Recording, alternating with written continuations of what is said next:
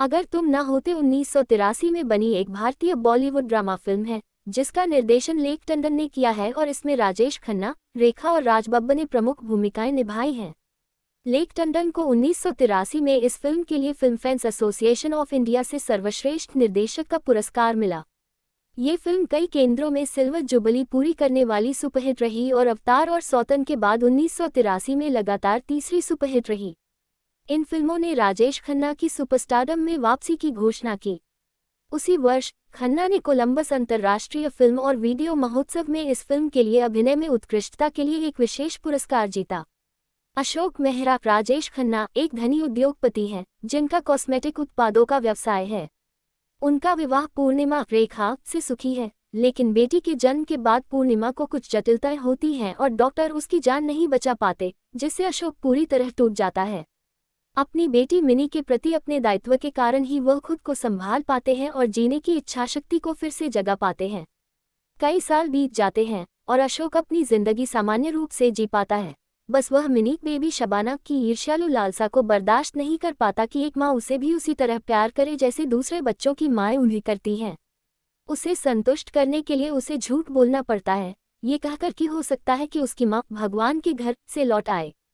आखिरकार मिनी अपनी माँ के लौटने का इंतजार करते करते निराश हो जाती है और उसका व्यवहार इतना गिर जाता है कि कोई भी स्कूल उसे पढ़ाने को तैयार नहीं होता, न ही कोई गवर्नेंस उसके साथ व्यवहार करने को तैयार होती है। इस बीच अशोक का व्यवसाय काफी सफल होते हुए भी विदेशी सौंदर्य प्रसाधन कंपनियों से पर्याप्त प्रतिस्पर्धा नहीं कर पाता, क्योंकि विज्ञापन के मामले में वे भारतीय कंपनियों से बेहतर हैं। वह अपने नए विज्ञापन अभियान के लिए मॉडलिंग उद्योग के एक सफल फोटोग्राफर राज बब्बर को नियुक्त करता है। श्री बेदी खुशी खुशी स्वीकार कर लेते हैं, क्योंकि अशोक उन चंद भारतीय व्यापारियों में से एक हैं जो बेदी की ऊंची कीमतें चुकाने को तैयार हैं। समुद्र तट पर मॉडल की तलाश करते हुए श्री बेदी को राधा नाम की एक खूबसूरत महिला मिलती है, जिसका किरदार भी रेखा ने ही निभाया है। पहले तो राधा हिचकिचाती है, लेकिन आखिरकार श्री बेदी उसे अशोक मेहरा के अभियान में मॉडलिंग करने के लिए मना लेते हैं। इस परियोजना के दौरान दोनों में प्यार हो जाता है और अंततः वे शादी कर लेते हैं। चूंकि अशोक मेहरा की मॉडल अब उनकी पत्नी बन चुकी है, श्री बेदी उन्हें तस्वीरें देने को तैयार नहीं होते और अनुबंध से पीछे हटने के खर्च का इंतजाम करने के लिए अपनी सारी निजी संपत्ति बेच देते हैं। इस अधूरे प्रोजेक्ट के कारण अशोक द्वारा श्री बेदी की प्रतिष्ठा धूमिल हो जाती है और उनका करियर गर्त में चला जाता है। समय के साथ मिस्टर बेदी छोटे मोटे काम करके राधा और अपने लिए एक साधारण लेकिन सभ्य जीवन बनाने में सक्षम हो जाते हैं। हालांकि ये साधारण जीवन भी तब खतरे में पड़ जाता है जब मिस्टर बेदी एक खास प्रोजेक्ट के लिए बेहतरीन तस्वीरें लेने के लिए हद से ज्यादा कोशिश करते हुए गंभीर रूप से गिर जाते हैं।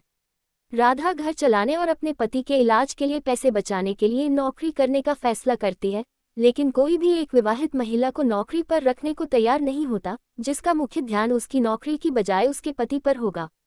अंततः वह नौकरी पाने के लिए अपनी वैवाहिक स्थिति के बारे में झूठ बोलने को तैयार हो जाती है। नौकरी की तलाश उसे अशोक मेहरा के कार्यालय ले जाती है, जहां उसके सहयोगी मिनी के लिए एक गवर्नेंस की तलाश कर रहे हैं। दिवंगत श्रीमती पूर्णिमा मेहरा से उसकी अद्भुत समानता के आधार पर उसे तुरंत नौकरी की पेशकश की जाती है। हालांकि यह तथ्य उससे छिपाया जाता है। उनके व्यवसाय प्रबंधक शकूर अहमद मदनपुरी बस उसे बताते हैं कि उनके मन में उसके लिए बहुत अच्छी भावनाएं हैं। पहले तो वह अनिच्छुक थी और अपने तथा अपने पति की वर्तमान स्थिति के लिए श्री मेहरा को जिम्मेदार मानती थी, लेकिन बाद में उसे यह पद स्वीकार करना पड़ा, क्योंकि अशोक के सहयोगी उसे कहीं और से मिलने वाले धन से कहीं अधिक धन की पेशकश कर रहे थे। शुरुआत में मिनी हमेशा की तरह खराब व्यवहार करती है, लेकिन राधा की हरकतों और उसके प्रति समर्पण को देखकर और आखिरकार यह एहसास होने पर कि उसकी मां कभी वापस नहीं आएगी, मिनी को लगता है कि उसकी मां के जाने से जो खालीपन आया था वह भर गया है। अशोक को भी लगने लगता है कि उसके जीवन का खालीपन भी भर गया है और राधा की शादी से अनजान होने के बावजूद वह उससे प्यार करने लगता है। जैसे जैसे राधा और मिनी का रिश्ता पेशेवर रिश्ते से आगे बढ़ता है और राधा अपने बिस्तर पर पड़े पति को अपनी नौकरी के बारे में अनभिज्ञ रखती है, मिस्टर बेदी को अपनी पत्नी की वैवाहिक ईमानदारी पर शक होने लगता है। अशोक की राधा से नज़दीकियां बढ़ाने की कोशिशें और बेदी का दखलंदाज दोस्त चंदू असरानी उसके शक को और गहरा कर देते हैं। अशोक, मिस्टर बेदी और राधा के बीच तीखी बहस के बाद उसका और मिनी का रिश्ता अचानक खत्म हो जाता है। अशोक एक पिता होने के नाते मिनी की मां के प्यार से एक बार फिर वंचित होने की स्पष्ट निराशा को शांत करने का अपना दायित्व नहीं निभा पाता और उसे हॉस्टल में रहने के लिए भेज देता है। राधा और अशोक के बीच एक और टकराव होता है और दोनों पक्ष आधिकारिक तौर पर सभी रिश्ते तोड़ लेते हैं। राधा को स्वार्थी समझने के अपराधबोध और अपनी बेटी को मां का प्यार देने के लिए उसके प्रति अपने दायित्व का एहसास करते हुए अशोक को पता चलता है कि राधा ने उसके जरिए जो लॉटरी टिकट खरीदा था उसने जैकपॉट जीत लिया है और वह शकूर अहमद को अपनी ओर से राधा का इनाम पहुंचाने के लिए भेजता है। लॉटरी की जीत से मिस्टर बेदी का अमेरिका में इलाज का खर्चा चलता है। अशोक हवाई अड्डे पर उस जोड़े से मिलता है और तीनों के बीच की गलतफहमियां दूर हो जाती हैं।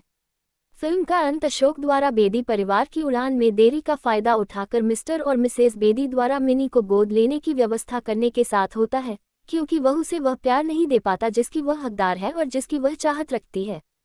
फिल्म की आखिरी पंक्ति अशोक मेहरा द्वारा रेखा के दोनों किरदारों पर केंद्रित दर्द भरी भाषा में कही गई है, मैंने तुमसे एक बार प्यार किया लेकिन तुम्हें 2 बार खो दिया। कहानी पसंद आई तो चैनल को लाइक सब्सक्राइब जरूर करें।